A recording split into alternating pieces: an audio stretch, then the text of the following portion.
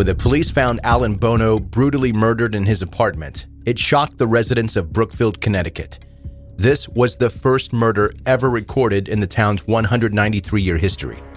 The case was seemingly open and shut, though. Several people witnessed 19-year-old Arne Cheyenne Johnson stab Alan over 20 times. But when Arne was taken into custody, he revealed something to the police that was unlike anything they'd ever heard before. He claimed the devil made him do it. With the help of two world-renowned paranormal investigators and all of the witnesses, Arne's attorneys sought to prove his innocence by pointing the blame at the devil. This is the first and only case where demonic possession was used as a defense in an American courtroom.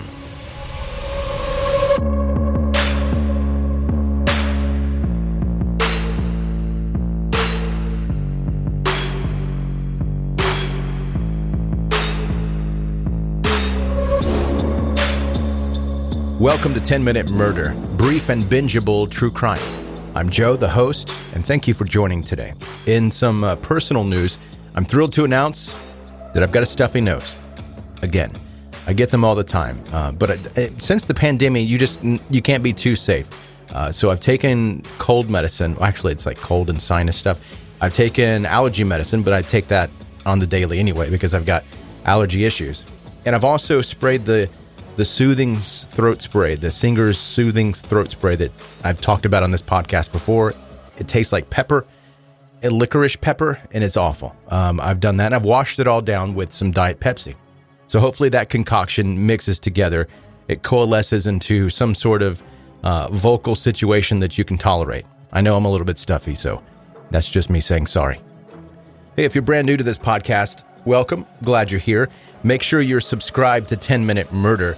Hit the subscribe button wherever you're listening, and that ensures a couple of things. First of all, that the podcast is easy to come back and find. When you want to listen to 10-Minute Murder again, you just open up your podcast listening app and then boom, there it is. And also, it ensures that you get the episodes as soon as they come out. You don't have to go searching for it. And I wonder if Joe released a new episode. All you have to do is open it, and there it is. Another cool thing you can do if you haven't done it already is to connect with 10-Minute Murder on social media. All the links for that are in the show notes, but Facebook, Instagram, Twitter, TikTok, YouTube, all the places like that. Just type 10-Minute Murder into the search bar, and it's going to pop right up. A quick heads up before we get into the story today. If it sounds a little bit familiar, it's because it's basically the script of The Conjuring 3. It's the Conjuring 3, the horror movie. It was based on this story that I'm about to tell you. So if you think, well, I think I've heard this before. No, it's the movie. If you've probably seen the movie, so that's kind of it. All right, now let's get to the story.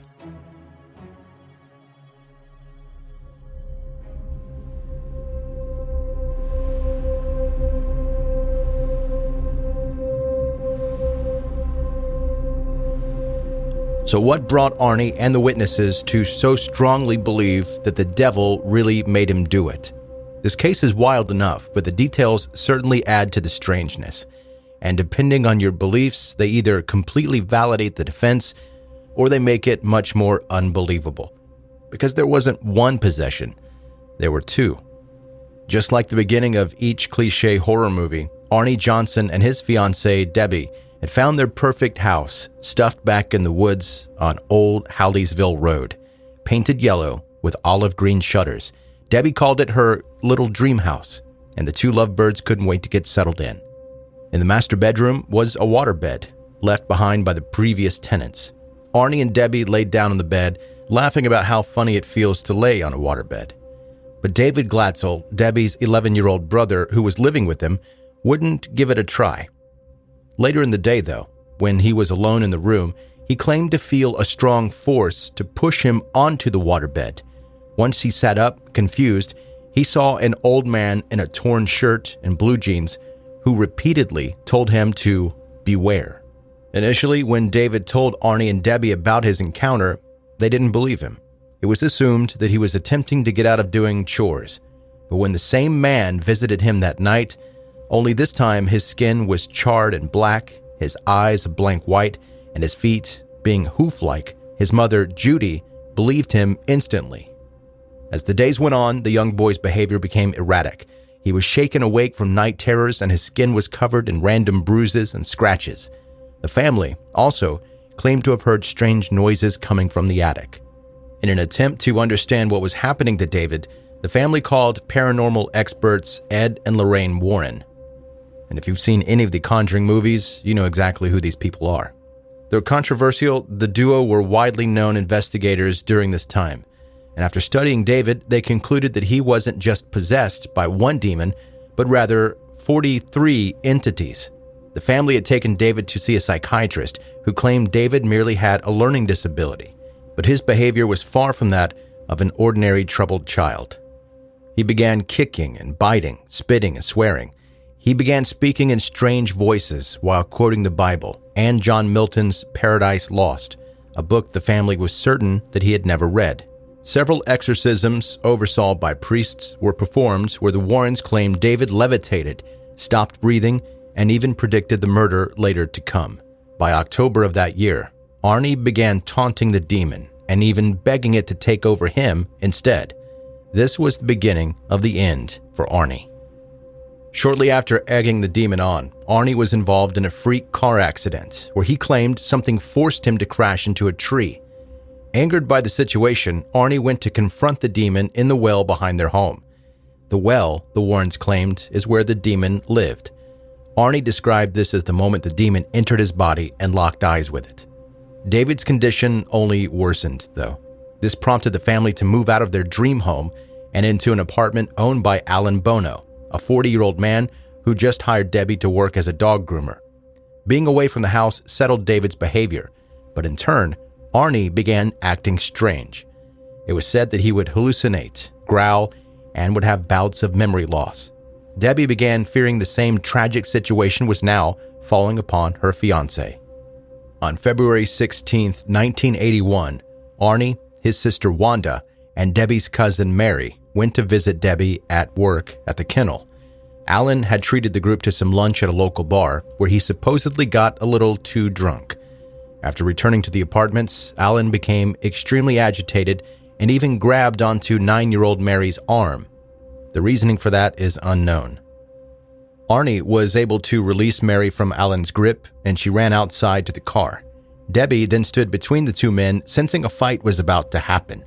But suddenly, Arne began growling like an animal, according to Debbie. Wanda and Debbie attempted to calm him, but he wouldn't budge. They described him as being stone-like.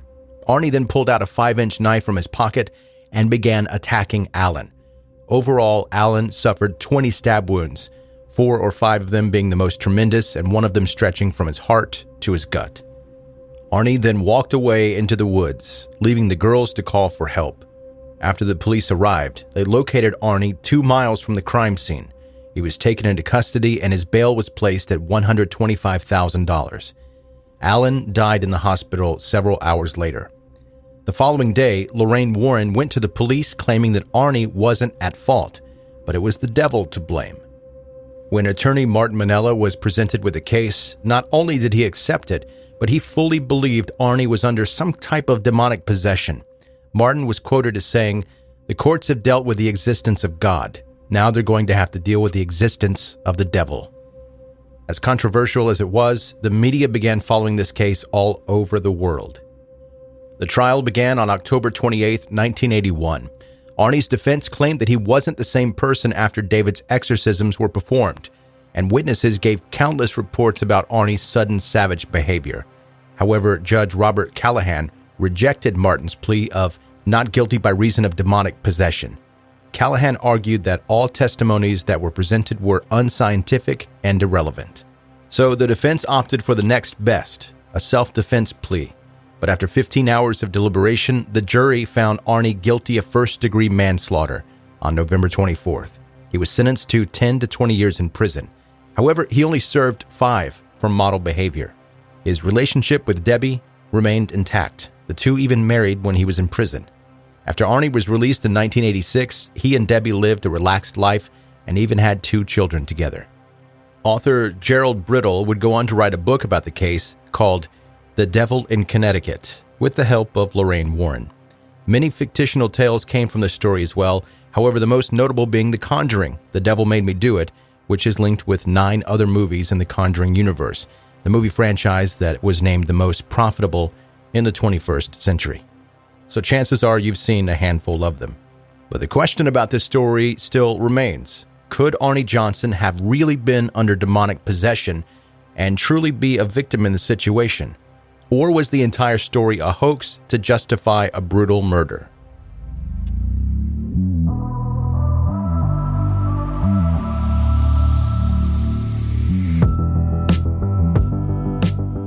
That's 10-Minute Murder for today.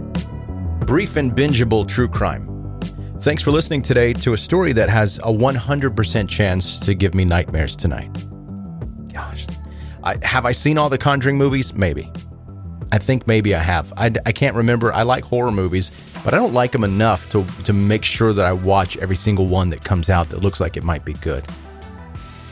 And one thing about me is I'm going to fall asleep during a movie.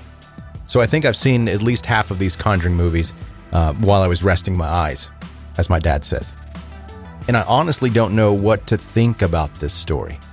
I hate to straddle the fence on things. I'd like to feel passionate about one way or the other, no matter which side it is. But on this one, I don't know. I do believe in some of the things that you heard me talking about in the story with the demons and things like that. Some of it, I don't go too far with it. But at the same time, mental illness is a real life thing and can affect people and you not realize it until it's too late. So I don't know. But the story is definitely interesting. Hey, as I mentioned at the beginning of this podcast, if you are new to 10-Minute Murder, be sure to subscribe so that you don't miss any future episodes, and it also makes it easier to go back and listen to previous episodes. Connect with 10-Minute Murder on social media. Links are in the show notes of this episode, or you can just as easily go to any of the social media platforms you want to connect with 10-Minute Murder on, type it into the search bar, and it's going to pop right up. If you listen anywhere that allows ratings, I hope that you enjoy this podcast enough to give me a 5-star rating and review. It helps the show grow and reach more and more people. And now I'm off to watch cartoons or something to get my mind off of this story. Thank you for listening to 10-Minute Murder. Be safe and make good choices.